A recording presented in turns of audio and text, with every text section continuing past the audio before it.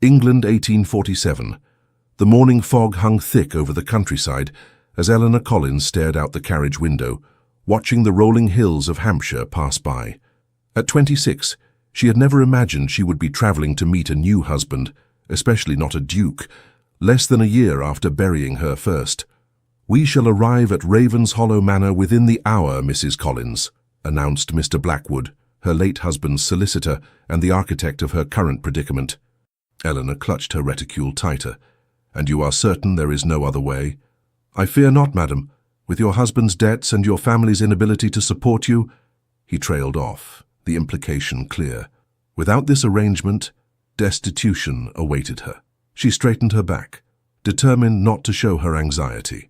Her dark green travelling dress, her best, though modest, compared to what would be expected of a duchess, was carefully chosen for this first meeting.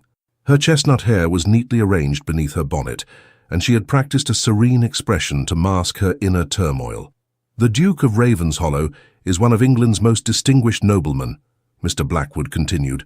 "His offer is exceedingly generous, considering your circumstances."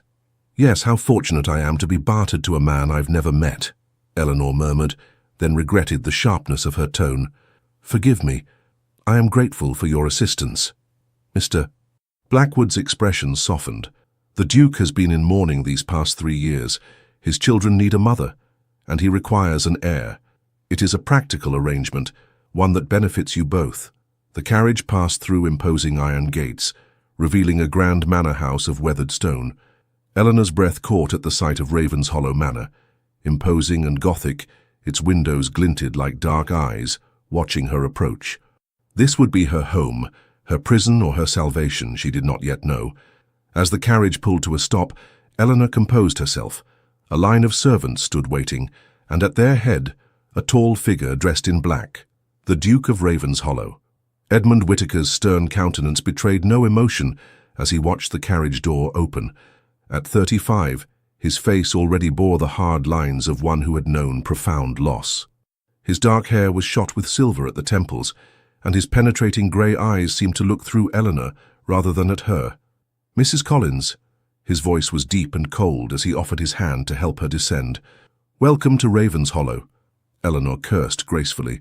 "Your Grace, I am honoured by your invitation." "It is no invitation, madam, but a business arrangement. I believe Mr. Blackwood has explained the terms." His bluntness startled her, though she maintained her composure. "He has. Good. Then we understand each other." The Duke turned to his butler. "Hawkins will show you to your chambers. You may rest before dinner." With a curt bow, he turned and strode back into the house, leaving Eleanor standing with the servants. "Mrs. Collins," an elderly butler said with a slight bow, "if you would follow me." As Eleanor followed him through the grand entrance hall, she noted the portraits of severe-looking ancestors lining the walls, the marble floors polished to a mirror shine, and the conspicuous absence of any warmth or comfort. "The children, Hawkins," she ventured. "Might I meet them today?" "Master William and Miss Charlotte usually take their evening meal in the nursery, madam," Hawkins replied. "The Duke prefers they maintain a strict schedule." "I see. And how old are they?" "Master William is 7 and Miss Charlotte has just turned 5. Eleanor's heart clenched, so young to have lost their mother. Do they know of my arrival?" "They have been informed that their father is remarrying, yes." His tone revealed nothing of their reaction. Her chambers were spacious but austere, with heavy draperies and dark furniture.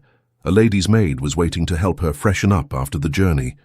"Martha will attend you during your stay," Hawkins explained. "Dinner is served at 7 precisely. The Duke does not tolerate tardiness." When the door closed behind him, Eleanor sank onto the edge of the bed, finally allowing her mask to slip. What had she agreed to? A marriage without love to a man who clearly resented her very presence. "Will there be anything else, ma'am?" Martha asked, a young woman with kind eyes that contrasted with the sombre atmosphere of the house. "No, thank you. I should like a moment alone." When Martha departed, Eleanor moved to the window. From here she could see the extensive gardens of Ravenshollow, beautifully maintained but somehow lacking life. In the distance, she spotted 2 small figures walking with a woman she presumed to be their governess, William and Charlotte. The children she was expected to mother, though their father had made it clear she would be nothing more than a convenient presence in their lives. "Courage, Eleanor," she whispered to herself. "You have survived loss before. You will survive this too." The dinner that evening was a stilted affair.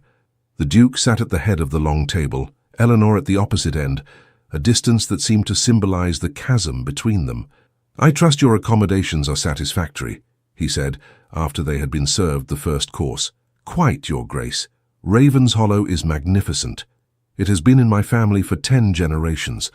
His pride was evident, though his expression remained impassive. "Tomorrow we shall discuss the details of our arrangement more thoroughly.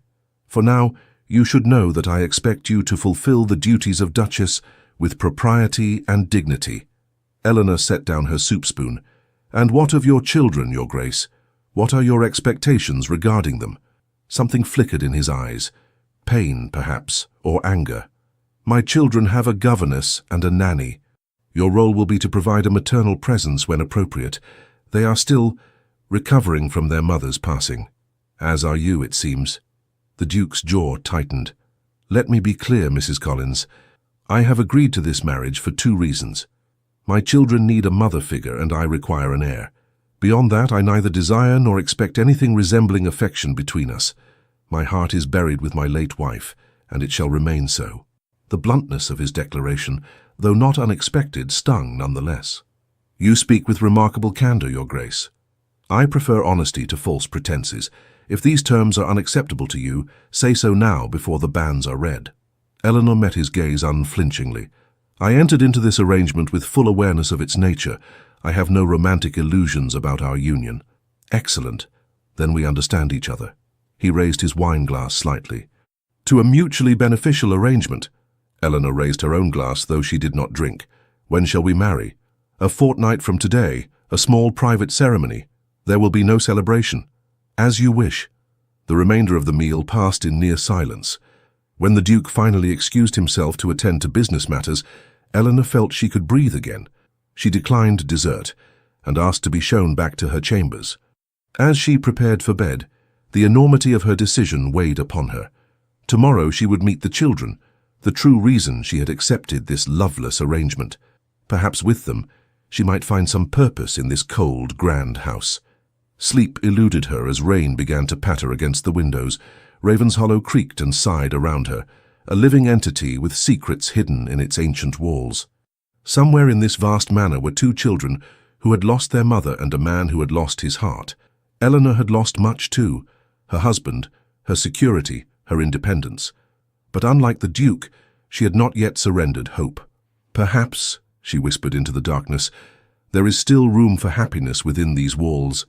But even as she spoke the words, she wondered if they were merely wishful thinking. The following morning arrived with unexpected brightness, the rain having cleared to reveal a crisp autumn day. Eleanor woke early, determined to make a favorable impression on the children she would soon call her own. She selected a simple blue dress that complemented her eyes and asked Martha to arrange her hair in a softer style than was her usual custom. "You look lovely, ma'am," Martha said, as she secured the final pin. "If I might be so bold, the children will be taking breakfast in the small parlor this morning. The Duke thought it an appropriate time for your introduction." Eleanor's heart quickened. "Thank you, Martha. I hadn't been informed." "His Grace often makes decisions without much notice," Martha replied with a hint of disapproval in her tone. "If you please, ma'am, the children, they've had a difficult time. Miss Charlotte barely remembers her mother. But Master William—" She hesitated. "Please speak freely." "Master William has been rather withdrawn since Lady Ravenshollow's passing. He's protective of his sister and wary of change." Eleanor nodded.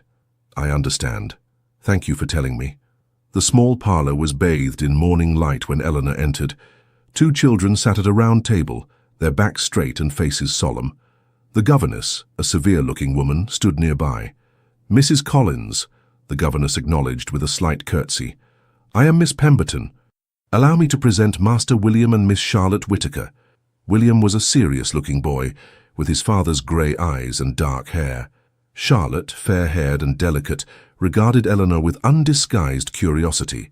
"Children, this is Mrs. Collins," Miss Pemberton continued. "As you know, she will soon be married to your father." Eleanor smiled warmly. "I'm very pleased to meet you both." William's expression remained guarded. "Are you to be our new mother?" The directness of his question caught Eleanor off guard. I would be honored to care for you, but I would never presume to replace your mother." "Our mother is in heaven," Charlotte announced, her small voice matter of fact. "Father says we must not forget her." "And you must not," Eleanor agreed, taking a seat at the table. "She will always be your mother. Perhaps in time you might think of me as a friend." Miss Pemberton cleared her throat. "The children must complete their breakfast before their lessons, Mrs. Collins." "Of course, may I join them?" The governess seemed surprised by the request, but nodded stiffly. Eleanor spread a napkin across her lap and accepted a cup of tea from a footman. "What lessons do you have today?" "Arithmetic and geography," William answered reluctantly. "And I am learning my letters," Charlotte added with a touch of pride. "How wonderful! I was always fond of geography myself," Eleanor said. "Perhaps sometime you might show me what you're learning." William studied her suspiciously. "Father says you lived in London. Is that true?" "Yes, though I was raised in Dorset, not far from the sea." Charlotte's eyes widened. "Have you seen mermaids?" A small laugh escaped Eleanor. "I'm afraid not, though I've often looked for them." "Miss Charlotte," Miss Pemberton admonished, "we do not speak of such fanciful nonsense." Eleanor noticed how the little girl's face fell. "Perhaps not mermaids," she said gently, "but I've seen dolphins leaping in the waves and once a whale spouting in the distance." Charlotte gasped with delight, while William's rigid posture relaxed slightly. "Was it terribly large?" he asked, curiosity momentarily overcoming his reserve. "Enormous, like a small island moving through the water." For the remainder of breakfast, Eleanor spoke of the sea and its creatures, careful to balance wonder with factual information that might meet with Miss Pemberton's approval. By the time the meal ended, Charlotte was smiling, and William, though still reserved, had asked several thoughtful questions. "Mrs. Collins." The Duke's voice from the doorway startled them all. He stood watching, his expression unreadable. "Your Grace," Eleanor acknowledged, rising from her seat.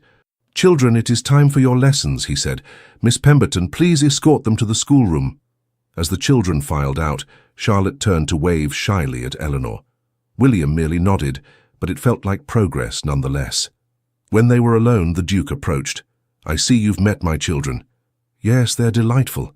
Charlotte is so bright, and William is remarkably thoughtful for his age." Something that might have been pride flickered across his face. "They are well bred." "They miss their mother," Eleanor said softly. His expression hardened. "That is not a subject for discussion, Mrs. Collins. Forgive me, but if I am to care for them, you are to provide a feminine presence and ensure they learn proper social graces. Their emotional welfare is not your concern." Eleanor felt a flash of indignation. "With respect, Your Grace, if I am to be their stepmother, their emotional welfare must be my concern." The Duke regarded her with surprise, clearly unaccustomed to being challenged. "You speak boldly for someone in your position." "I speak as someone who cares for children's well-being. Surely we can agree on that at least." After a long moment, he inclined his head slightly. "You may spend time with them when their lessons permit. Miss Pemberton will inform you of appropriate occasions." It was a small victory, but Eleanor would take it. "Thank you. Now, if you would accompany me to the library, we have matters to discuss regarding our marriage contract." The formal arrangements were exactly as Mr. Blackwood had described, cold, practical, and devoid of sentiment. Eleanor would have security and position. The Duke would have a proper mistress for his household and the possibility of an heir. The ceremony would be performed by special license in the private chapel at Ravenshollow, with only essential witnesses present. "You understand that while you will bear the title of Duchess, many aspects of the household will remain under my direct control," the Duke stated as he signed the documents. "I understand my place, Your Grace," Eleanor replied, signing her own name with a steady hand. "Good. I have business in London for the next several days. We shall marry upon my return." Eleanor looked up in surprise. "You're leaving?" "The estate does not run itself, Mrs. Collins. Miss Pemberton will continue to oversee the children. Mrs. Winters, the housekeeper, will acquaint you with the household routines." And with that, he was gone, leaving Eleanor to navigate her new surroundings alone. The following days established a pattern. Eleanor would breakfast with the children, then spend the morning learning the extensive workings of Ravens Hollow from the efficient Mrs. Winters. In the afternoons, she would take tea in the nursery, gradually earning Charlotte's trust and chipping away at William's reserve. On the third day, she discovered the library contained a magnificent atlas. That evening, she brought it to the nursery for William's inspection.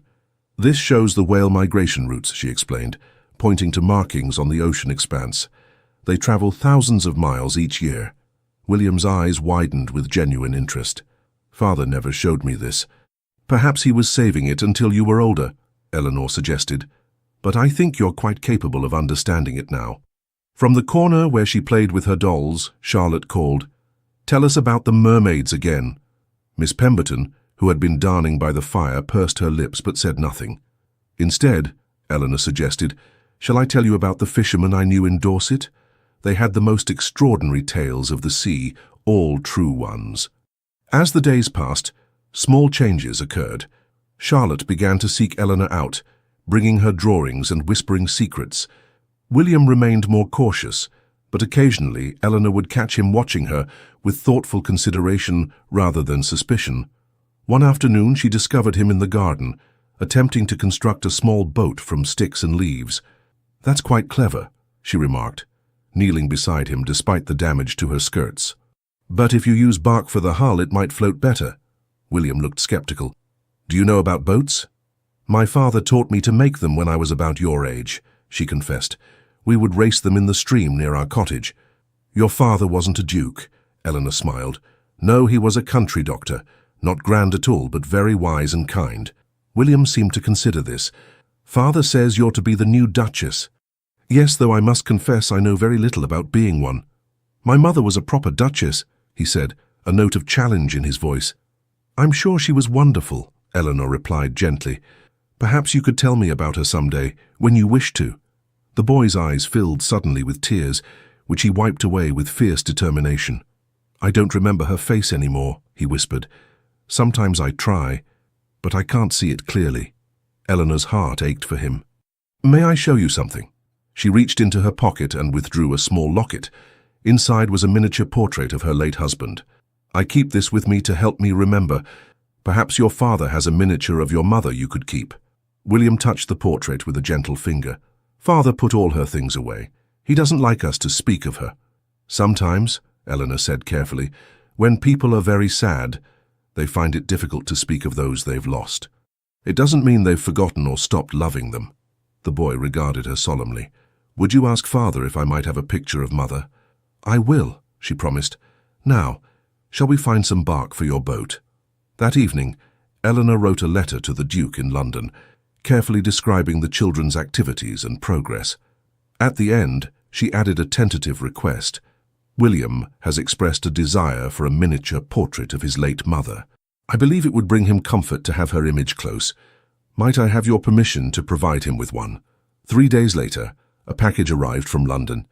Inside was a small portrait of a beautiful woman with William's solemn eyes and Charlotte's fair hair. There was no note, no acknowledgement of Eleanor's request, but the portrait itself was answer enough. When she presented it to William, the boy's face transformed with joy and grief in equal measure. "This is exactly how I remember her," he whispered. That night, for the first time, William allowed Eleanor to tuck him into bed alongside Charlotte. "Will you tell us a story?" Charlotte pleaded. "Not tonight, my dear. It's quite late," Miss Pemberton interjected. "Just a short one," Eleanor suggested. "About the sea, perhaps." Miss Pemberton sighed but retreated to her chair by the fire. Eleanor told them of lighthouses and the brave men who kept them, of ships guided safely home through treacherous waters. As Charlotte's eyes grew heavy, she leaned against Eleanor's arm. Even William seemed peacefully drowsy. "Good night, dear ones," she whispered, tucking the blankets around them. "Sleep well." As she turned to leave, William's voice stopped her. "Mrs. Collins?" "Yes, William?" "Thank you for the portrait of Mother." Eleanor smiled. "You're very welcome." "Father arrives home tomorrow," he added, his expression serious once more. "Yes, I know. Will you still visit us in the nursery once you're married?" "Every day," she promised. "If you wish it." William nodded, seemingly satisfied. "Good night, Mrs. Collins." As Eleanor left the nursery, She realized that in just a week these children had claimed a piece of her heart. Tomorrow she would marry their father, a man who had explicitly stated he had no interest in her, beyond her practical value to his household. Yet, as she prepared for bed, Eleanor found herself hoping that perhaps, in time, the Duke might come to see her as more than just a convenient arrangement. For the children's sake, if nothing else, she wished for some measure of warmth between them. The thought was still with her when she finally drifted to sleep, the children's trusting faces the last image in her mind. The day of the wedding dawned cold and clear, with frost etching delicate patterns on the window panes of Ravenshollow. Eleanor stood in her chambers, allowing Martha to fasten the buttons of her wedding gown, a modest creation of ivory silk with lace at the collar and cuffs. Her hair was arranged simply, adorned only with a small spray of white roses. "You look beautiful, Ma'am," Martha said, stepping back to survey her work. "Thank you." Eleanor's voice was steady, though her hands trembled slightly as she adjusted her lace gloves. A soft knock at the door revealed Mrs. Winters, the housekeeper. Her usually stern expression softened slightly. "The Duke has returned, madam. The ceremony will begin in half an hour. I shall be ready." When the door closed, Eleanor moved to the window, gazing out at the frost-covered gardens. Was she making a terrible mistake? The children had begun to warm to her, yes, but their father remained as cold and distant as the winter landscape before her. "Eleanor Collins," she whispered to her reflection, "you made your choice. For better or worse, this is your path now." The chapel at Ravenshollow was a small stone building nestled within the estate's grounds. As Eleanor approached on the arm of Mr. Blackwood, she saw only a handful of people gathered inside. The Duke's solicitor, Mrs. Winters, Hawkins the butler and the vicar waiting at the altar. And there stood Edmund Whittaker, Duke of Ravenshollow, his tall figure imposing in formal attire. His expression was inscrutable as she walked toward him. The ceremony was brief and perfunctory. They exchanged the necessary vows, their voices echoing in the near-empty chapel. When the Duke placed the ring on her finger, a simple gold band rather than the elaborate family heirloom she might have expected, his touch was impersonal, as if completing a business transaction. "I now pronounce you man and wife," the vicar declared, his words hanging in the air between them. There was no kiss, merely a formal bow from the Duke before he offered his arm to lead her from the chapel. "Your Grace," the vicar called after them, "the registry requires your signatures." They returned to sign the book, Eleanor's new name, Eleanor Whittaker, Duchess of Ravenshollow, appearing foreign to her eyes as she wrote it for the first time. Outside, to her surprise, the children waited with Miss Pemberton. Charlotte immediately ran forward, a small bouquet of hothouse flowers clutched in her hand. "These are for you," she announced, presenting them proudly. "William helped me pick them." Deeply touched, Eleanor knelt to accept the gift. "They're beautiful. Thank you both." William hung back, watching cautiously. "Does this mean we should call you Mother now?" Eleanor glanced up at the Duke, whose jaw had tightened at the question. "You may call me Eleanor," she said gently, "or whatever feels comfortable to you." "Come, children," Miss Pemberton interrupted. "Her Grace will want to rest after the ceremony." "Actually," Eleanor said, rising to her feet, "I would be delighted if the children would join us for luncheon." She looked to the Duke. "If that meets with your approval, of course." After a moment's hesitation, he nodded. "Very well, Miss Pemberton, please prepare the children." As they walked back to the main house, the Duke maintained a careful distance between them. "I trust your accommodations have been satisfactory during my absence," he said formally. "Yes, thank you. Everyone has been most kind." "And the children? Mrs. Winters informs me you've spent considerable time with them." Eleanor detected a note of something in his voice. Disapproval, curiosity. "They're wonderful children, Your Grace. Charlotte is so imaginative, and William has such a keen mind. William has been difficult since his mother's death. Miss Pemberton reports he has been more engaged this past week. He misses her greatly," Eleanor said carefully. "Thank you for sending the portrait. It meant the world to him." The Duke's step faltered slightly. It was a reasonable request. Luncheon was a stilted affair, though the children's presence provided some relief from the tension. Charlotte chattered happily about the flowers she had chosen, while William observed the adults with his characteristic thoughtfulness. "Will there be cake?" Charlotte asked suddenly.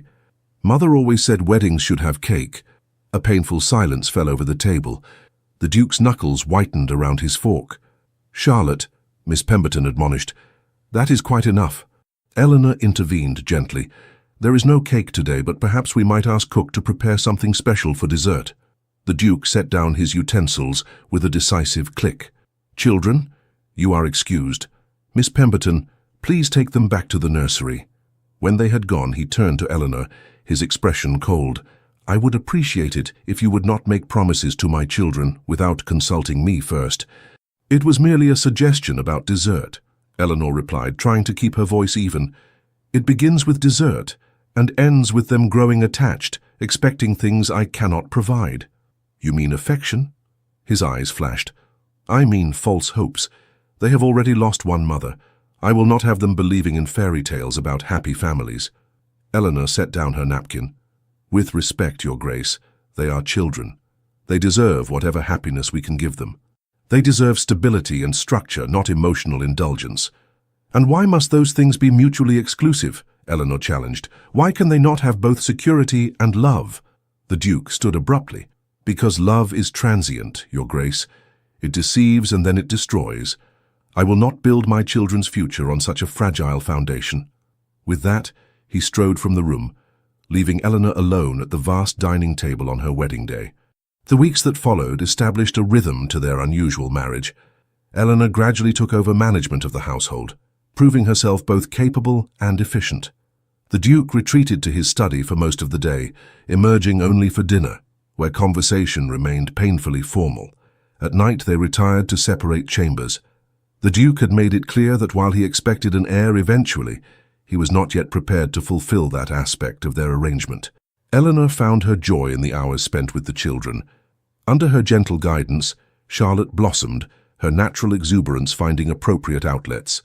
William remained more reserved, but increasingly sought Eleanor's company, particularly in the library where they would pore over maps and natural history volumes together. One evening, as winter tightened its grip on Ravenshollow, Eleanor was reading to the children in the nursery when the door opened unexpectedly to reveal the Duke. "Father!" Charlotte exclaimed, jumping up to greet him.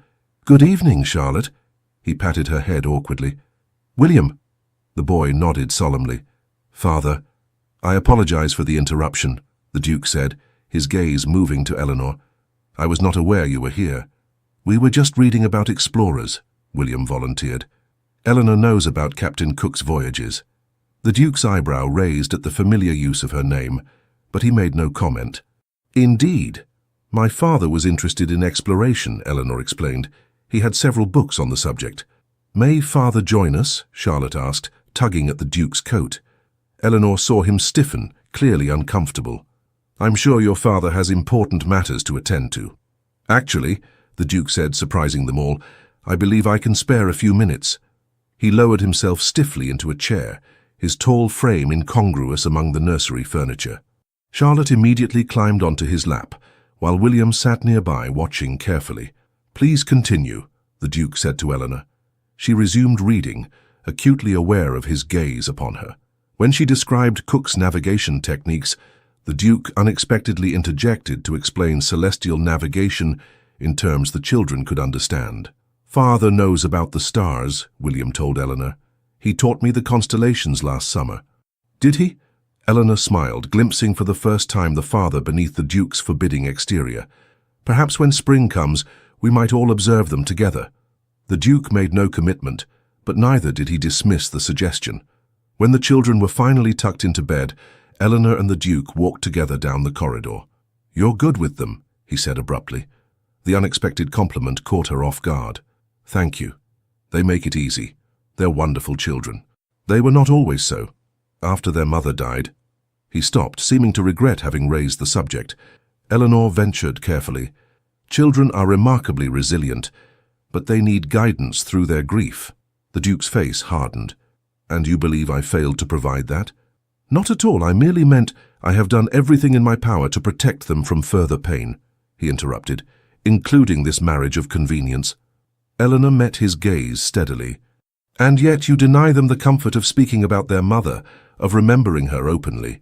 "You overstep, Your Grace." "Perhaps," she acknowledged, "but I speak only out of concern for William and Charlotte." They had reached the door to her chambers. The Duke stood rigidly, internal conflict evident in the tightness of his jaw.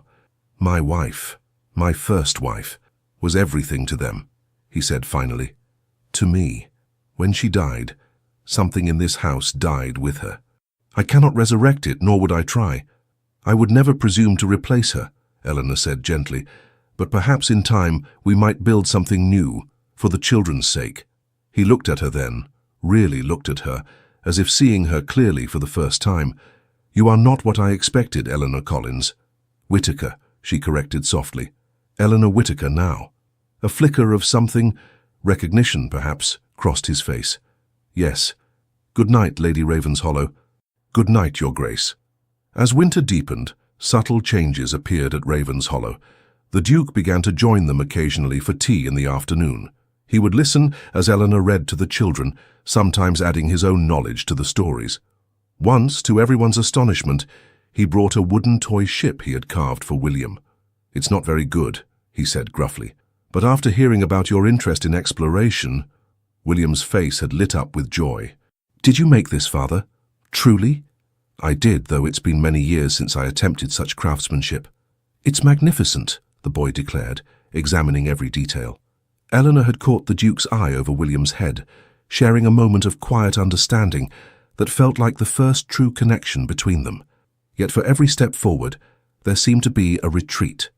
The Duke remained fiercely private, rebuffing any attempt to discuss his late wife or his own feelings. His moments of warmth were invariably followed by periods of withdrawal. Christmas approached, bringing with it the question of traditions and celebrations.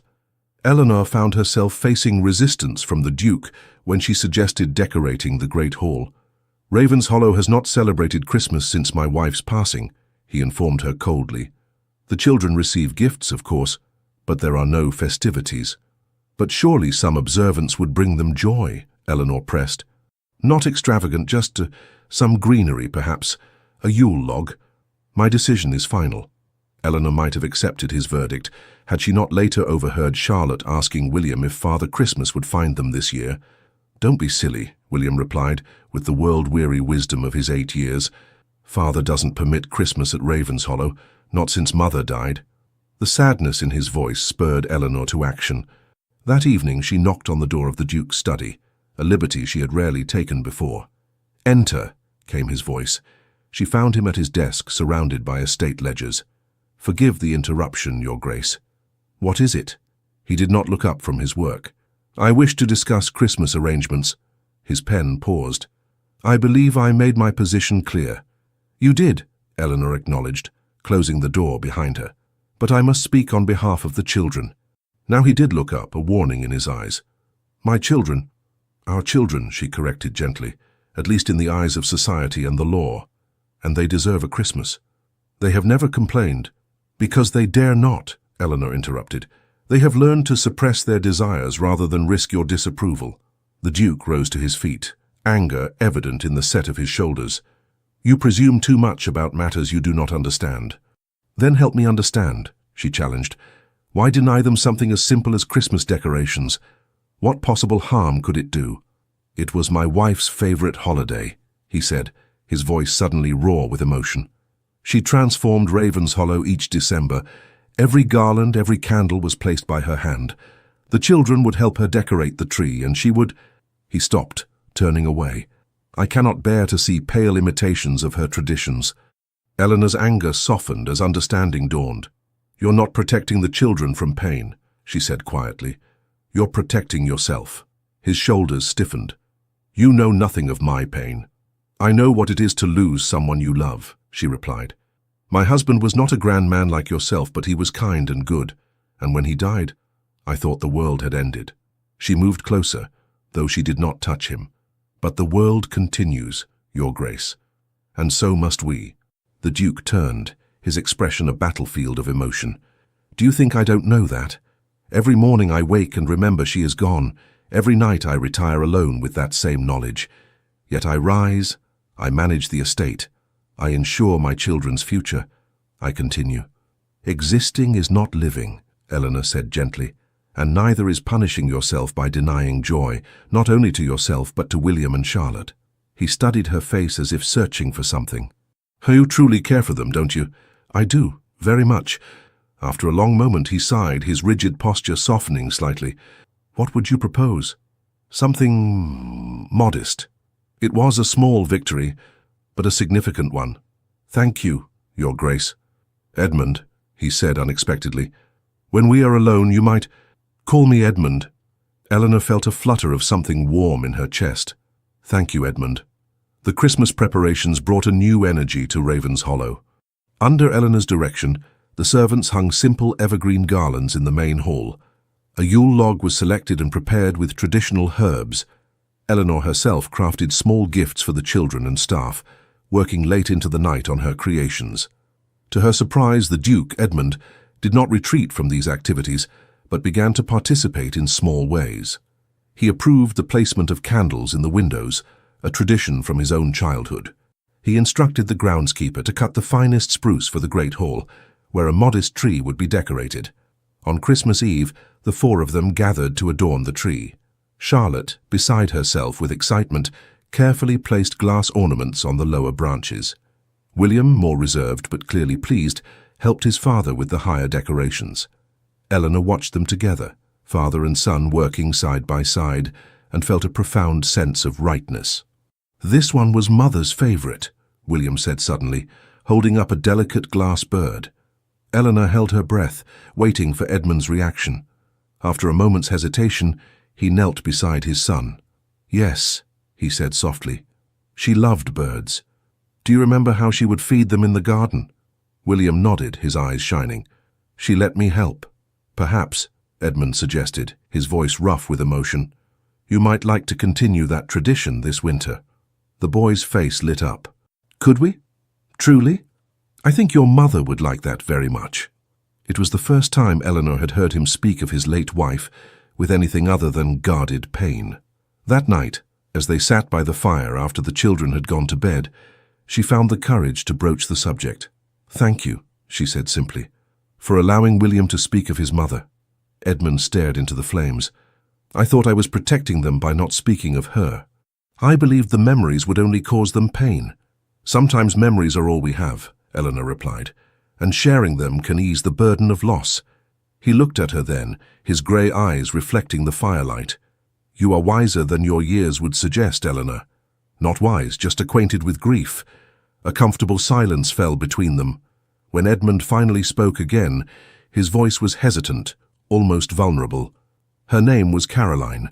We were childhood friends before we were sweethearts. When she died in childbirth, our third child, who also did not survive, I thought I would never feel anything but pain again. Eleanor reached out impulsively, placing her hand over his. I'm so sorry. He did not pull away.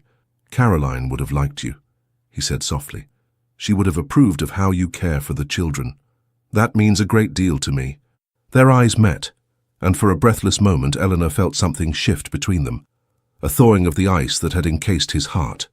Christmas Day brought simple celebrations, gifts exchanged by the fire, a special meal shared with the children, carols sung by the servants in the hall. Throughout it all, Edmund remained present, engaged, his eyes frequently finding Eleanor's across the room. That night, he escorted her to her chamber door, as had become their custom. But instead of the formal good night she expected, he hesitated. Thank you, he said finally, for bringing Christmas back to Ravens Hollow. It was my pleasure. The children were so happy. Not only the children. His gaze was intense, searching. Eleanor, I have not been kind to you. You deserved better than the cold arrangement I offered. You have been fair, she said softly, and increasingly kind. You have changed this household, he continued. Changed me, perhaps. I find myself looking forward to our conversations, to your company. Eleanor's heart quickened. As do I. He stepped closer, his hand rising as if to touch her face, then faltering. I should bid you good night. Yes, she whispered, though everything within her wished him to stay. Good night, Eleanor. Good night, Edmund. As winter gave way to the first tentative signs of spring, the atmosphere at Ravens Hollow continued to warm. Edmund increasingly sought Eleanor's company, not only for matters concerning the children or the estate, but for conversation, for companionship. They began to take walks together in the gardens when weather permitted, discussing books they had read, sharing stories of their childhoods. Eleanor found herself drawn to this new side of him, the thoughtful man beneath the Duke's stern exterior, the loving father emerging from behind walls of grief. Yet physical intimacy remained absent from their marriage. Edmund had not revisited the subject of an heir, and while their emotional connection deepened, he maintained a careful physical distance. One evening in late March, a violent storm descended upon Ravenshollow. Thunder rattled the windows, and lightning illuminated the night sky in brilliant flashes. Eleanor was reading in her chamber when a small knock came at her door. She opened it to find Charlotte, white-faced and trembling. "I'm frightened of the thunder," the little girl confessed. "Oh, my dear." Eleanor knelt to embrace her. "Would you like to stay with me for a while?" Charlotte nodded against her shoulder. "William said I was being a baby, but I can't help it." "Even grown-ups can be frightened of storms," Eleanor assured her. "Come, let's sit by the fire and I'll tell you stories until you feel better." She had just settled Charlotte on the small sofa when another knock came. This time it was William trying to maintain his dignity despite his obvious discomfort. "I've come to check on Charlotte," he announced, though his eyes darted nervously as thunder boomed. "How thoughtful," Eleanor said, hiding her smile. "Perhaps you'd like to join us?" Soon both children were huddled beside her as she told stories of brave sailors weathering storms far greater than this one. When the loudest clap of thunder yet shook the house, Charlotte burrowed against her side while William clutched her hand. The door opened without a knock this time, revealing Edmund in his dressing gown, his face tight with concern. "The children aren't in their beds," he began, then stopped at the sight of them curled beside Eleanor. "They were a bit frightened by the storm," she explained. His expression softened. "I see. Father, will you stay too?" Charlotte pleaded. "Eleanor is telling us about sailors in storms." To Eleanor's surprise, Edmund entered the room, closing the door behind him. "I suppose I could listen for a while." He settled into a chair opposite them, his presence filling the cozy space. As Eleanor continued her story, she noticed how his eyes rarely left her face, how they warmed when she made the children laugh, despite their fears. When the storm finally began to abate and Charlotte's eyelids grew heavy, Edmund rose. "I believe it's time these sailors returned to their own beds." "But, Father," Charlotte protested sleepily, "couldn't we stay with Eleanor tonight?" Edmund glanced at Eleanor, a question in his eyes. "I don't mind," she said softly. "Please, Father," William added unexpectedly, "just for tonight." After a moment's consideration, Edmund nodded. "Very well, but just this once." Eleanor helped settle the children in her large bed, tucking the blankets around them. As she straightened, she found Edmund watching from the doorway, his expression unreadable. "Thank you," he said quietly when she joined him, "for comforting them." "They're dear to me," she replied simply. His gaze was intense, searching. "You've become essential to them. He hesitated. "To Ravenshollow." Eleanor felt the weight of unspoken words between them. "I'm glad to be of service." "It's more than service, Eleanor. You must know that." Before she could respond, Charlotte called sleepily from the bed.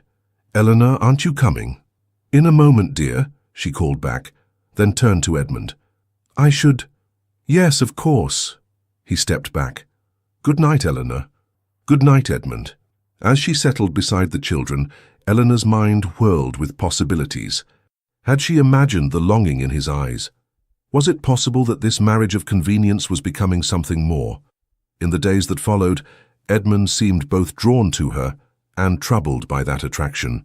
He sought her company, yet maintained a careful emotional distance.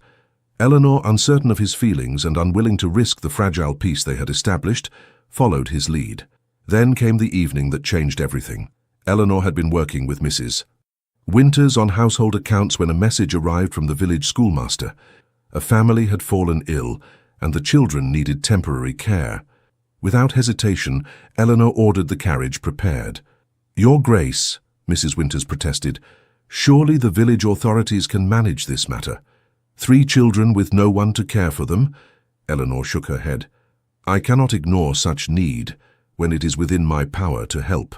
By the time Edmund returned from inspecting the tenant farms, Eleanor had installed the 3 Campbell children, aged 3, 5, and 7, in a guest chamber under Martha's watchful eye.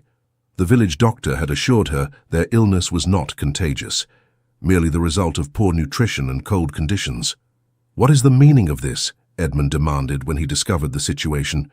"You've brought strangers into our home without consultation." "They needed immediate help," Eleanor explained.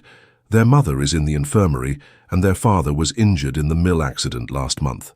There are proper channels for such charity." "They are children, Edmund," she interrupted, "not charity cases. Would you have had me leave them alone and afraid?" His expression darkened. "You overstep your authority." "Then I apologize," she said, though her tone held no regret. "But I would do the same again." To her surprise, William appeared in the doorway behind his father. "Are they very ill?" he asked anxiously. Eleanor softened. "No, dear, just tired and hungry. They'll be fine with proper care." Might I visit them?" the boy asked hesitantly. "I could bring them some of my books, perhaps." Edmund stared at his son in astonishment. William, who rarely showed interest in others, who guarded his possessions zealously, was offering to share with strangers. "That's very kind, William," Eleanor said warmly. "I'm sure they would appreciate it." The boy looked to his father for permission. After a long moment, Edmund nodded. "You may visit them tomorrow if the doctor approves." When William had gone, Edmund turned back to Eleanor, his expression conflicted. "You've changed him. Changed them both."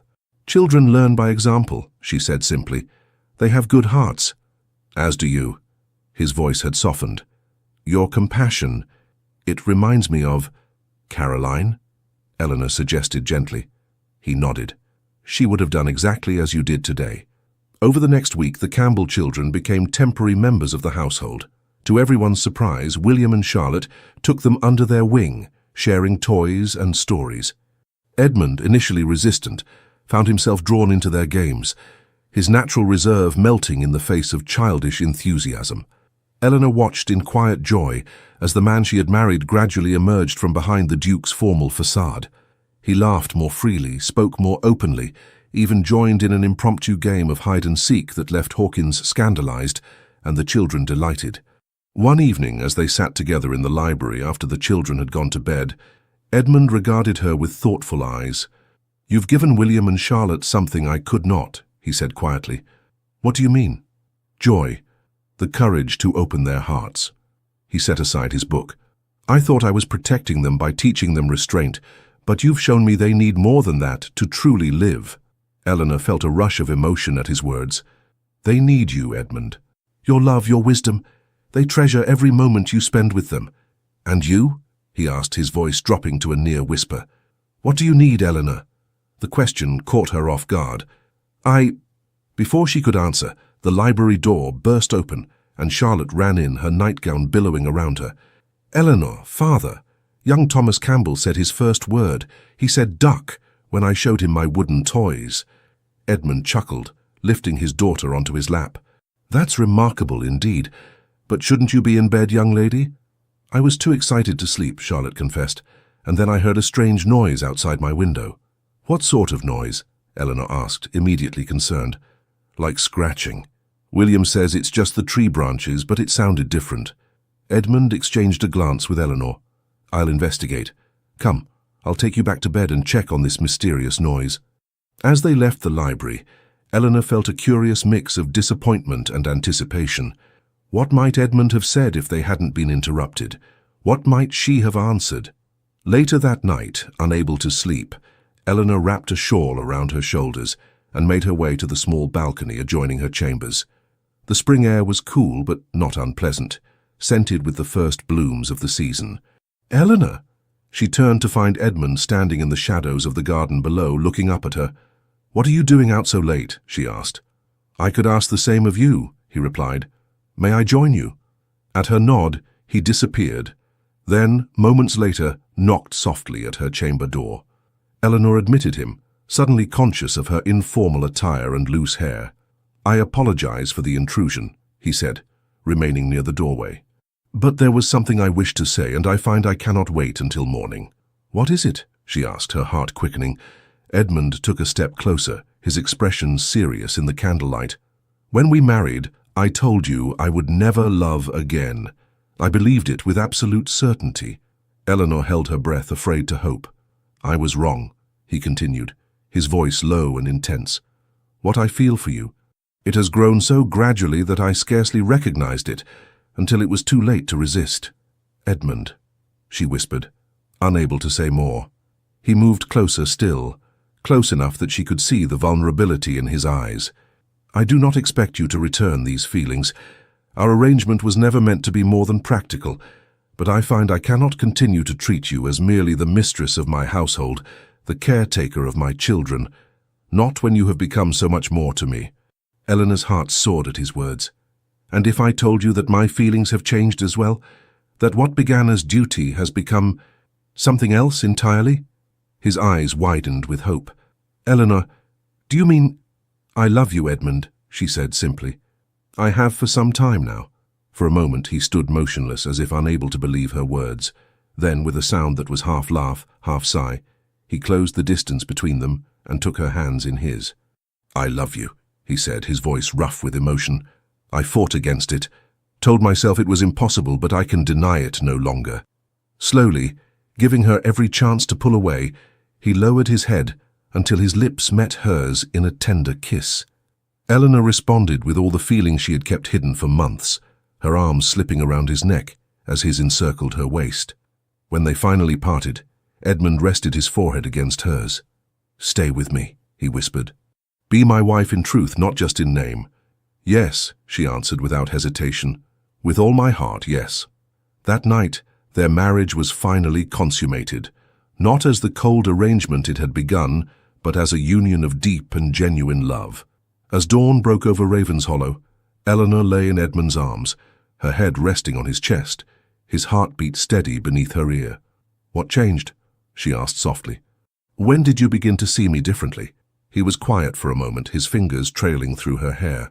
There wasn't a single moment, he said finally.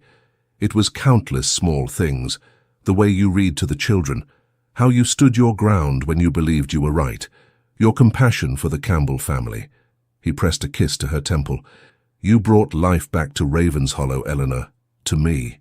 She smiled, nestling closer. And you gave me a home, a family. We should tell the children, Edmund said, his tone thoughtful, that things have changed between us. Do you think they'll understand? He chuckled softly. I suspect they've understood far longer than we have. Spring blossomed fully at Ravenshollow, transforming the austere landscape into a riot of colour and life. The change in the estate mirrored the transformation within its walls. Where once silence and formality had reigned, now laughter and warmth prevailed. Edmund and Eleanor no longer maintained the pretense of a marriage in name only. They shared chambers, took meals with the children whenever possible, and were often seen walking the grounds together, their hands entwined, their conversation animated. The children flourished in this new atmosphere. Charlotte's natural exuberance found free expression, while William's serious nature was increasingly balanced by moments of boyish enthusiasm. They adored their stepmother openly now, seeking her guidance and affection without reservation. Most remarkable was the change in Edmund himself. The rigid, formal Duke had given way to a man who smiled readily, who joined in the children's games, who looked at his wife with undisguised love. You're different, Father, William observed one afternoon as they worked together in the newly established workshop where Edmund was teaching his son the basics of carpentry. Am I? Edmund asked, guiding William's hands on the plane. You laugh more, the boy said seriously, and you don't look sad when you think no one is watching. Edmund paused, moved by his son's perception. I am happier now, he acknowledged. Are you, William? The boy nodded solemnly. I like it when you and Eleanor are happy together. It makes everything feel right. Like a proper family. Yes. William hesitated. Do you think Mother would mind that we're happy now? Edmund set down his tools and knelt before his son. Your mother loved you more than anything in the world, William. Her greatest wish would be for your happiness. He touched the boy's cheek gently. And I believe she would be pleased that Eleanor cares for you as she would have. William's eyes brightened. I think so too. That evening, as Eleanor prepared for bed, Edmund shared the conversation. He worries that being happy somehow dishonors Caroline's memory, he said, his voice tinged with sadness. It's natural, Eleanor replied, brushing out her hair. He loved her deeply, as did you. Edmund moved behind her, taking the brush from her hands to continue the task himself. "I've been thinking," he said as he drew the brush through her chestnut waves, "that perhaps we should speak more openly of Caroline, not just when the children ask, but as a natural part of their lives." Eleanor met his eyes in the mirror. "I think that would bring them comfort. And you? Would it trouble you to hear me speak of her?" She turned to face him, taking his hands in hers. "Edmund, Caroline will always be a part of your life, of the children's lives. Loving me doesn't diminish what you shared with her, just as my feelings for you don't lessen the affection I held for my first husband." He pulled her into his arms, holding her close. "How did I come to deserve such wisdom and grace?" "The same way I came to deserve such love," she replied, smiling up at him. "Pure, unexpected fortune." May arrived, bringing with it plans for Charlotte's 6th birthday. The little girl had requested a picnic by the lake, with games and treats for her small circle of friends from the village. Eleanor threw herself into the preparations, determined to make the day special.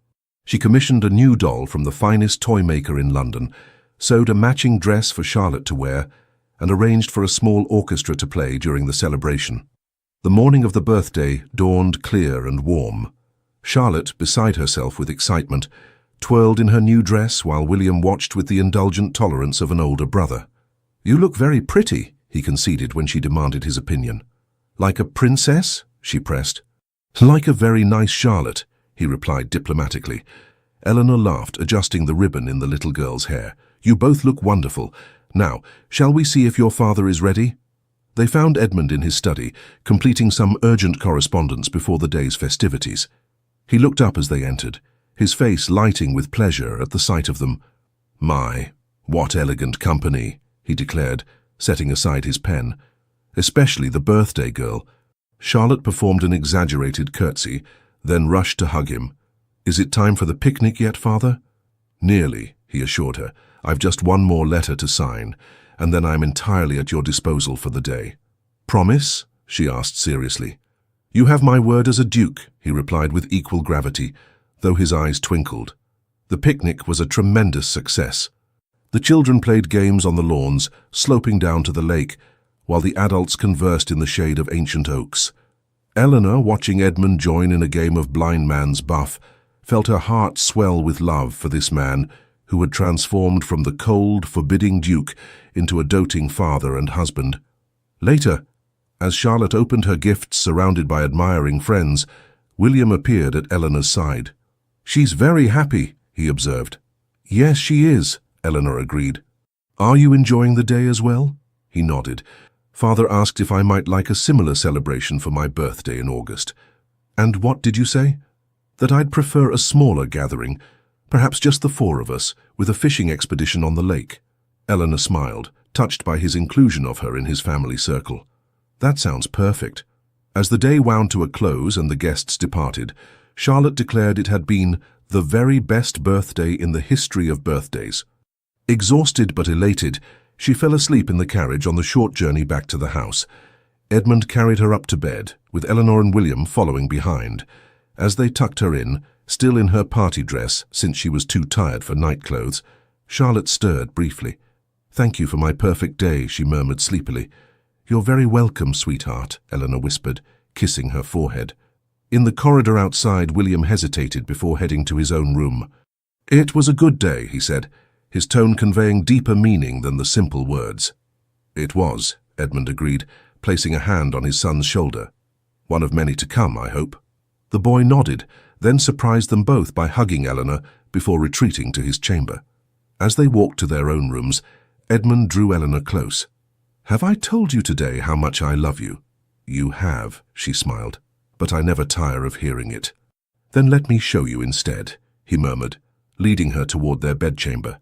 Later, as they lay entwined in the peaceful darkness, Eleanor reflected on the extraordinary journey that had brought them to this moment. What had begun as a cold arrangement had blossomed into the deepest love she had ever known. "What are you thinking?" Edmund asked, his voice drowsy. "How fortunate I am," she replied. "How different life might have been had Mr. Blackwood not arranged our meeting." "It wasn't fortune," he said, pulling her closer. "It was inevitable. Some part of me knew from the first moment I saw you standing in the entrance hall, trying so valiantly to hide your apprehension, that you would change everything. Eleanor chuckled. You certainly concealed it well with your talk of business arrangements and practical considerations. Mere self-defense, he admitted. I was terrified of feeling anything again, of risking the pain of loss. And now? He kissed her softly. Now I know that what we have is worth any risk. The following weeks passed in a haze of contentment. Edmund included Eleanor in estate matters, valuing her practical mind and compassionate perspective. Together, they implemented improvements for the tenants, established a small school on the estate for the workers' children, and hosted a May Day celebration that brought together all classes in a day of shared pleasure. Through it all, their love deepened, rooted now in genuine partnership as well as affection. The children thrived in the atmosphere of security and warmth, growing more confident and open with each passing day. Then came the morning when Eleanor awoke, feeling strangely unwell. The sensation passed quickly, but returned the next day, and the next. Perhaps you should consult Dr. Harrison, Edmund suggested, concerned by the pallor of her normally rosy complexion. It's nothing serious, she assured him, just a passing indisposition. But when the symptoms persisted for a week, she reluctantly agreed to see the doctor. His examination was thorough, and his conclusion unexpected, though in retrospect, Eleanor realized she should have recognized the signs herself. Congratulations, Your Grace, Dr. Harrison said with a smile. You are with child. I estimate the birth will occur in early January. Eleanor sat motionless, overwhelmed by a flood of emotions. A child, their child. The heir Edmund had initially sought in their arrangement, now to be born of genuine love. She found him in the library, poring over estate maps. When he looked up and saw her standing in the doorway, he immediately rose, concern evident in his expression. Eleanor, what did the doctor say? She moved to him, taking his hands in hers. Edmund, I'm with child. For a moment he stood perfectly still, his face registering shock, then wonder, then joy so intense it brought tears to his eyes. A child, he whispered. Our child. Are you pleased? She asked, though his reaction left little doubt. In answer, he swept her into a gentle embrace. Pleased? Eleanor, you have given me more happiness than I ever thought possible, and now this gift as well. I am beyond pleased. I am overwhelmed with gratitude and love. The news of Eleanor's pregnancy brought fresh joy to Ravenshollow. Charlotte was ecstatic at the prospect of a baby sibling, immediately volunteering to help in every way possible. William's reaction was more measured, though his quiet excitement was evident in the careful way he began to make space in the nursery for the new arrival. Rearranging his own belongings without being asked, Edmund was transformed by the news, his happiness evident in everything he did. He insisted Eleanor rest frequently, brought her special treats from the kitchen, and spent hours discussing names and plans for the child's future. Only one shadow fell across their happiness. As Eleanor's condition progressed, she sometimes caught a flicker of fear in Edmund's eyes. Though he tried to hide it, she knew the source of his anxiety. Caroline had died in childbirth, along with their infant. One evening, as they sat together in their private sitting room, Eleanor finally addressed his unspoken fear. Edmund, she said gently, taking his hand, I am well and strong. Dr. Harrison says everything is progressing perfectly. He attempted a smile. Of course, I have no doubts. But you do, she countered, and it's natural that you should. What happened to Caroline was a tragedy beyond bearing, but it does not mean history will repeat itself. He looked away, his jaw tight with emotion. I cannot lose you, Eleanor. The thought alone is unbearable. You won't lose me, she assured him. I promise you. Though he nodded, she knew his fears would not be easily dismissed. In the weeks that followed, she did everything possible to demonstrate her good health and spirits, while Edmund hovered protectively, arranging for the finest midwife in London to attend the birth and consulting multiple physicians about the latest advances in maternal care. As summer gave way to autumn, Eleanor's body changed, her slender frame now gracefully rounded with new life. Edmund watched these changes with mingled adoration and anxiety, his love for her deepening even as his protective instincts intensified. The children responded to the coming arrival in their own ways. Charlotte spoke constantly to the baby, convinced it could hear her through Eleanor's swelling abdomen. William, more pragmatic, began researching infant development in the library's medical texts, gravely informing Eleanor of what to expect at each stage. It was William who first noticed Eleanor's fatigue as they walked in the gardens one crisp October afternoon. "You're pale," he observed with characteristic directness. "Should you be resting?" Eleanor smiled reassuringly. "I'm just a little tired, William. Nothing to worry about." But the boy's brow furrowed with concern. "Father would want you to rest." "Your father worries too much," she replied lightly, "but perhaps we should turn back now." That evening, as Eleanor prepared for bed, she found herself unusually weary. Edmund, noticing her discomfort, insisted on summoning Dr. Harrison despite her protests that it was merely the natural fatigue of pregnancy. The doctor's examination revealed nothing alarming, though he recommended increased rest and a tonic to strengthen her system. Edmund, not satisfied, announced his intention to bring a specialist from London. "That's entirely unnecessary," Eleanor protested. "Dr. Harrison has delivered hundreds of babies safely." "I will take no chances with your health," Edmund replied, his tone brooking no argument. The specialist, a distinguished physician who had attended royalty, confirmed Dr. Harrison's assessment. Eleanor was experiencing a normal pregnancy, though he too advised additional rest as her confinement approached. Somewhat reassured, Edmund relaxed his vigilance slightly, though he still insisted on accompanying Eleanor whenever she ventured beyond their chambers.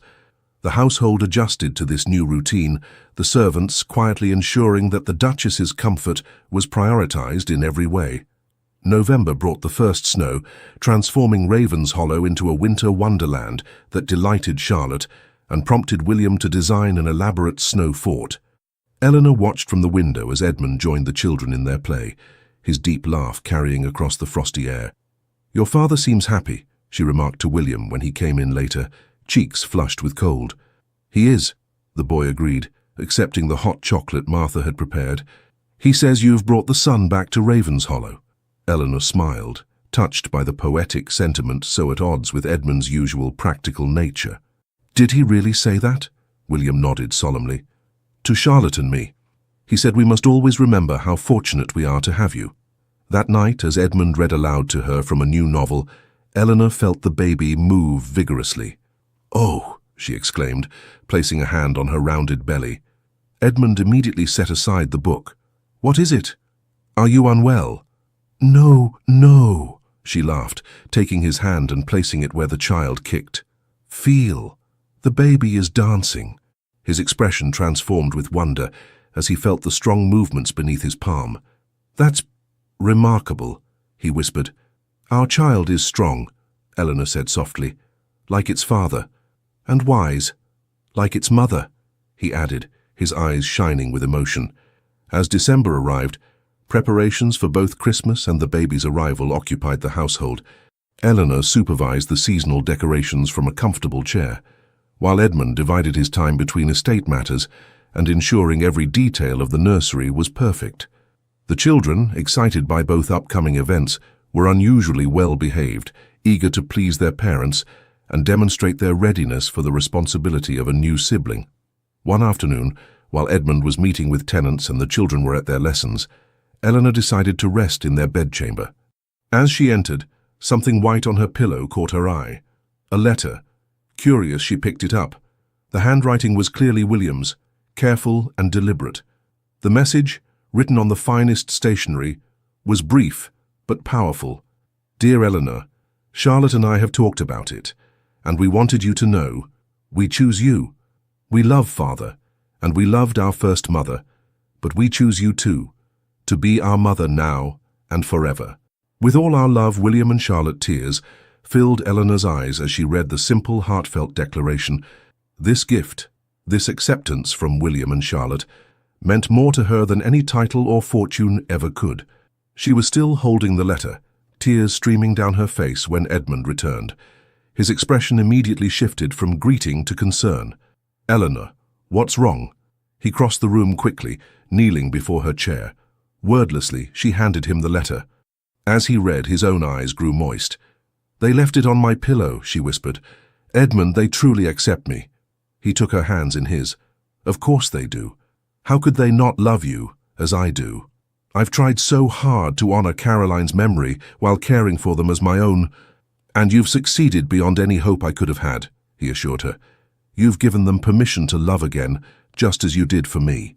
Eleanor wiped away her tears, smiling through her emotion. I should thank them. Where are they now? In the library with Miss Pemberton. Shall I fetch them? She rose carefully, one hand supporting her rounded belly. No, let's go to them together. They found the children bent over their lessons, William explaining a geography concept to Charlotte with serious patience. When they looked up and saw Eleanor's face, they exchanged nervous glances. Did you receive our letter? William asked, his voice deliberately steady, though his hands fidgeted with his pencil. I did, Eleanor replied, her voice thick with emotion. It's the most beautiful gift I've ever received. Charlotte slipped from her chair and hurried to Eleanor's side. We meant it, she declared earnestly. We choose you to be our mother, forever and ever. William approached more slowly, his expression solemn. Is that acceptable to you? Eleanor opened her arms, and William, abandoning his usual reserve, joined his sister in embracing her. Nothing would make me happier or more proud, she told them, than to be your mother in every way that matters. Edmund watched the scene, his heart full beyond measure. His family, once fractured by loss, was whole again, stronger perhaps for having been broken and mended with love's careful attention. Miss Pemberton, he said quietly to the governess, who was discreetly wiping her own eyes, perhaps the children might be excused from their remaining lessons today. Of course, Your Grace, she agreed with unusual warmth. Special circumstances indeed. That evening they dined together in the small family dining room, rather than the formal great hall. The conversation flowed easily, filled with plans for Christmas and the baby's arrival. Eleanor noticed how William now addressed her directly, rather than through his father, how Charlotte leaned against her arm with complete trust and affection. Later, as she and Edmund prepared for bed, he drew her into his arms. Happy? He asked, though her radiant expression answered the question. Beyond words, she replied. When I think of how we began, you warning me never to expect your love, me accepting a marriage of convenience out of necessity, it seems like a different lifetime. It was, he said thoughtfully. You've given me a new life, Eleanor. A second chance I never thought possible. She placed her hand over his heart. We gave each other that gift. As Christmas approached, the bond between Eleanor and the children deepened further. William began bringing her his schoolwork for review, valuing her insights and praise.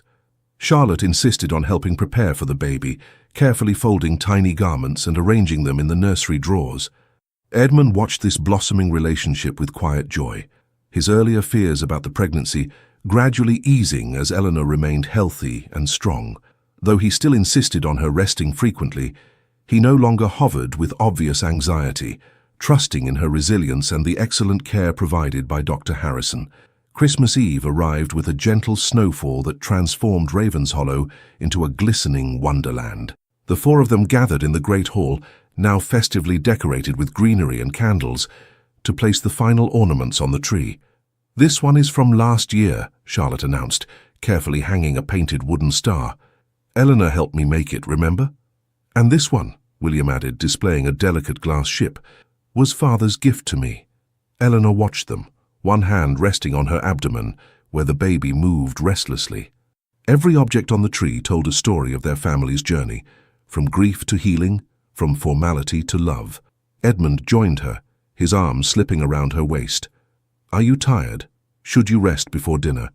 I'm perfectly fine, she assured him. I wouldn't miss this for anything. They were interrupted by Hawkins, who entered bearing a small package. A delivery for Her Grace, he announced. Just arrived from London. Eleanor accepted the parcel with surprise. How curious. I wasn't expecting anything. Opening it, she found a small velvet box containing a magnificent pendant, a heart-shaped diamond surrounded by smaller stones that caught the firelight and scattered it in rainbow patterns. Edmund, she breathed. It's exquisite. He smiled, clearly pleased by her reaction. A Christmas gift and something more. Look inside the box. Beneath the pendant lay a folded note in Edmund's handwriting. To my beloved wife, you have taught me that a heart once broken can not only heal, but grow stronger. This pendant symbolizes my promise to love you, today and all our tomorrows. With eternal devotion, Edmund, oh Edmund, she whispered, tears threatening again. It's beautiful. He took the pendant from its box and fastened it around her neck. Not nearly as beautiful as you. Christmas Day dawned bright and clear. The morning was spent exchanging gifts by the fire, the children's excitement filling the house with joyous noise. Edmund presented William with a finely crafted telescope, while Charlotte received an elaborate dollhouse that Edmund had secretly commissioned months before. The children had prepared gifts as well. Charlotte had embroidered handkerchiefs for both her parents, the stitches uneven but made with evident care. William had written and illustrated a small book of poems, serious, thoughtful verses that revealed his sensitive nature, usually hidden beneath his reserved exterior. For Edmund and Eleanor, it was a day of profound gratitude. As they watched the children play with their new treasures, Edmund leaned close to whisper, "Did you ever imagine such happiness was possible?" "I hoped," she replied softly, "but the reality exceeds all my dreams." That night, after the children had gone to bed, still chattering about the day's events, Eleanor and Edmund sat together before the fire in their private sitting room. The baby was particularly active, prompting Eleanor to laugh as a particularly vigorous kick made her jump slightly.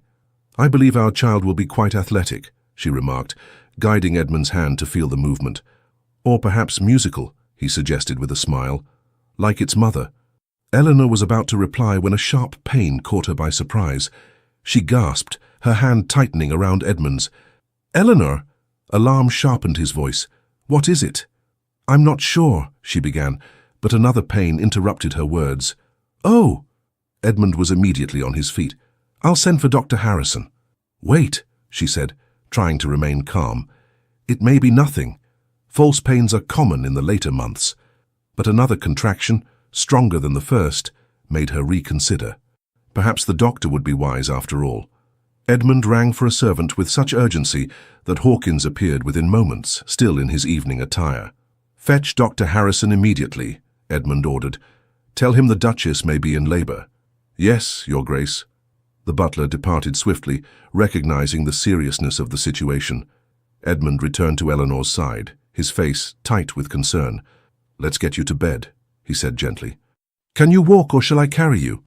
"I can walk," she assured him, though she leaned heavily on his arm as another pain seized her. By the time they reached their chambers, the contractions were coming regularly. Martha arrived, having been alerted by Hawkins, and immediately began preparing the room according to the doctor's previous instructions. "It's too early," Edmund muttered, pacing beside the bed where Eleanor now lay. "The baby isn't due for another fortnight at least." "Babies have their own schedules," Martha said practically, though she too looked concerned. "First ones often come a bit early." Dr. Harrison arrived within the hour, his examination confirming what they already suspected. "The baby is coming tonight, Your Grace," he told Eleanor calmly. "Everything appears normal, though slightly ahead of schedule." Edmund's face had gone pale.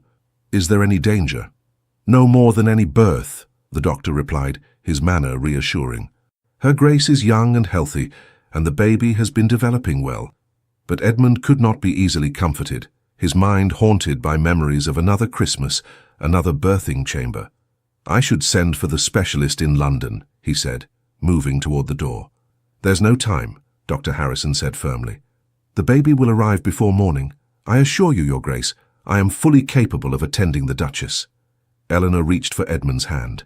"Stay with me," she pleaded. "I need you here, not fretting about London specialists."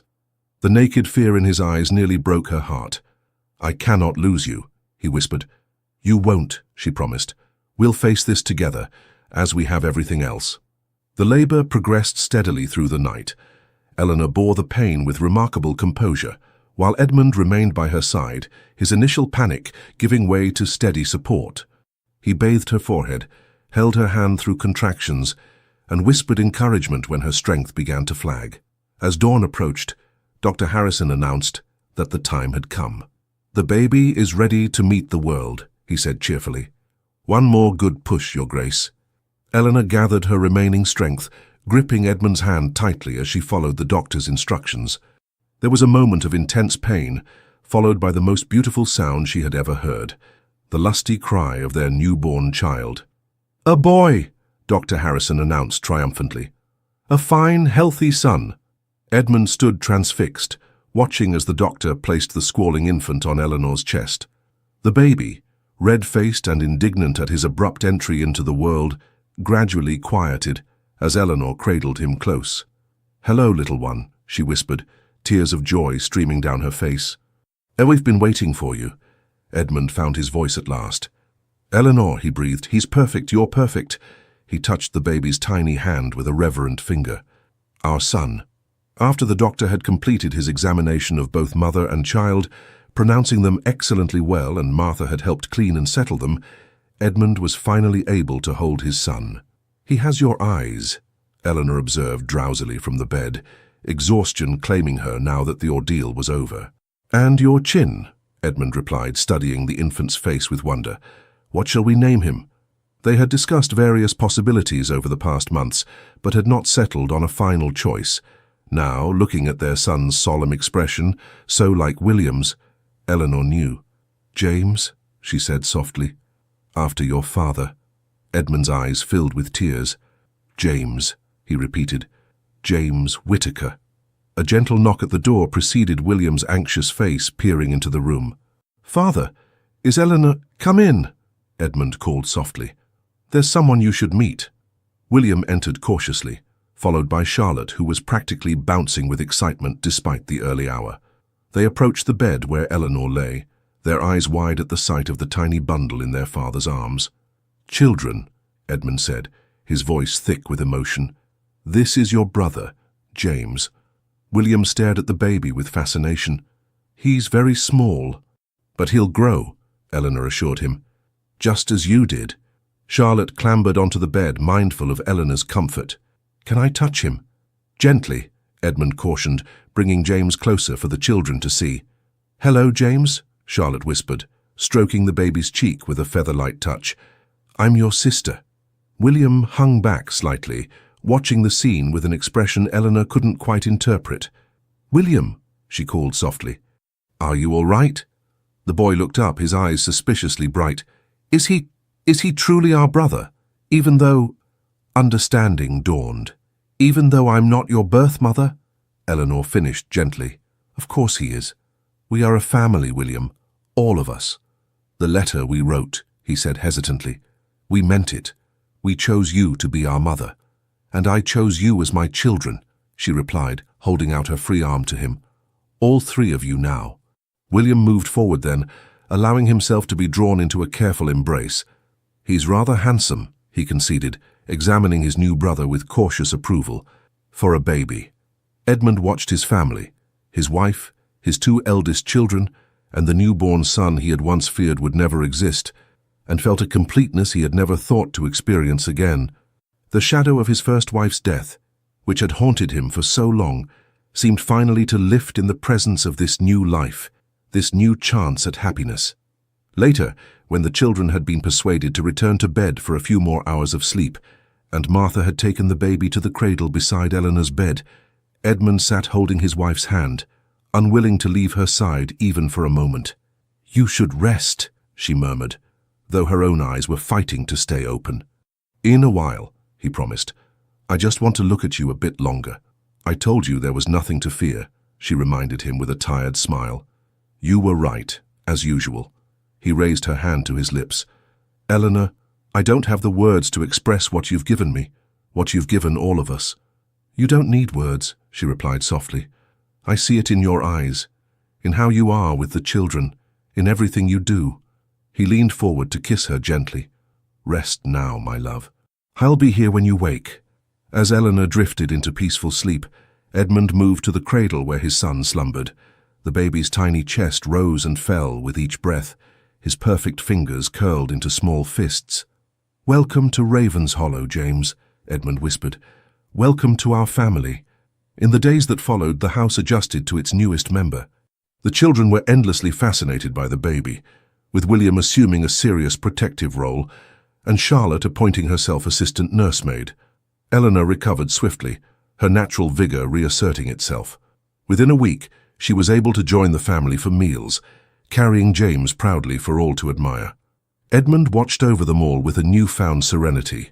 The fear that had gripped him throughout Eleanor's pregnancy had finally released its hold, allowing him to embrace the joy of their expanded family without reservation. One evening, as January snow fell softly outside the windows, the five of them gathered in the family sitting room. The children sat on the floor playing a quiet game, while Eleanor nursed James discreetly in a comfortable chair. Edmund, watching them from his position by the fire, was struck by how completely his life had transformed in the span of a year. Last January, Ravenshollow had been a cold, empty place, its master as frozen as the winter landscape. Now warmth and life filled every corner, from the children's laughter to the baby's soft coos. "What are you thinking?" Eleanor asked, noticing his thoughtful expression. "That I am the most fortunate of men," he replied simply. William looked up from the game. "Because you have Ravenshollow?" Edmund smiled, shaking his head. "Because I have all of you." Charlotte beamed at this declaration, while William ducked his head, pleased but embarrassed by the sentiment. Later, when the children had gone to bed, and James slept peacefully in his cradle, Edmund and Eleanor stood together at the window, watching the snowflakes drift down in the moonlight. "I told you once that I would never love again," Edmund said softly, his arms encircling her waist.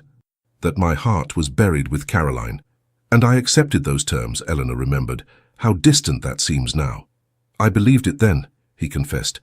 "I truly thought myself incapable of loving anyone as I had loved her." Eleanor turned in his arms to face him. "And now I know that the heart has an infinite capacity for love," he said, his voice low and fervent. "What I feel for you doesn't diminish what I felt for Caroline. It exists alongside it, equally powerful but entirely different." "As it should be," she replied, touching his face gently. "Love isn't diminished by being shared." He kissed her then, pouring all his emotion into the gesture. When they parted, he rested his forehead against hers. "When you came to Ravenshollow, I offered you a cold arrangement. You've transformed it into the warmest of homes." "We did that together," she corrected him. "You, me, William, Charlotte, and now James. Each of us bringing our own light." From the cradle came a small sound, not quite a cry, but a gentle reminder of the new life they had created together. Eleanor moved to attend to their son, lifting him with practiced care. "He has your temperament," Edmund observed, watching as the baby settled immediately in his mother's arms. "Calm and steady. With perhaps a touch of your determination," she replied with a smile. "He knows exactly what he wants." As they stood together in the soft lamplight, their son cradled between them, Eleanor reflected on the extraordinary journey that had brought them to this moment. What had begun as necessity, a practical arrangement between strangers, had blossomed into the deepest love, creating a family bound not by obligation but by choice. "I love you, Edmund," she said simply, the words encompassing all that lay between them, past grief and present joy, challenges overcome and future promises. "And I love you, Eleanor," he replied, "more than I ever believed possible." Outside, the snow continued to fall, wrapping Ravenshollow in a blanket of white that glistened in the moonlight. Inside, the warmth of family and love kept winter's chill at bay, a testament to hearts that had chosen to love again, to children who had chosen a mother, and to a duke who had discovered that his vow never to love again had been the one promise worth breaking.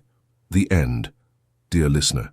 As our tale of Eleanor and Edmund draws to a close, perhaps you find yourself reflecting on your own journey through life's winters and springs. Like Ravenshollow Manor, our hearts sometimes grow cold with disappointment or loss, walls built high to protect what remains vulnerable within. But remember this, no heart is ever truly closed forever. Even in our darkest seasons, the possibility of renewal awaits, often appearing in the most unexpected forms. Just as Eleanor's gentle persistence melted the Duke's frozen heart, so too can new connections and quiet courage transform our own stories. Life seldom unfolds as we expect. The arrangements we make for practical survival can, with patience and openness, blossom into the very fulfillment we had ceased to believe possible. The children's simple letter, "We choose you," reminds us of a profound truth. Love is always, at its core, a choice we make, day after day. When you face your own challenges, when doubts whisper that happiness belongs to others but not to you, Remember Eleanor's quiet determination. Remember how Edmund learned that protecting oneself from pain also shields us from joy. Remember that families form not only through blood, but through the deliberate choice to care for one another. As you rest tonight, know that your story continues to unfold. Yesterday's sorrows need not determine tomorrow's possibilities. Like the frost that eventually yields to spring, your winter too will pass. Until then, may you find peace in the knowledge that second chances await, that healing comes in its own time, and that your heart, like the Duke's, holds more capacity for love than you might yet recognize. Sleep well, dream sweetly, and awaken renewed to write the next chapter of your own remarkable story. With deepest gratitude, Legends of the Fall. Thank you for staying with us until the very end of this story. From the bottom of our hearts, we ask you to subscribe, like, comment, and share this video, so we can continue to feel inspired to tell new tales full of love, redemption, and life-changing twists. Your support means everything. It's what keeps this channel alive. And don't go just yet. At the end of this video, another story suggestion from our channel will appear. Click and be surprised by more emotional journeys like this one.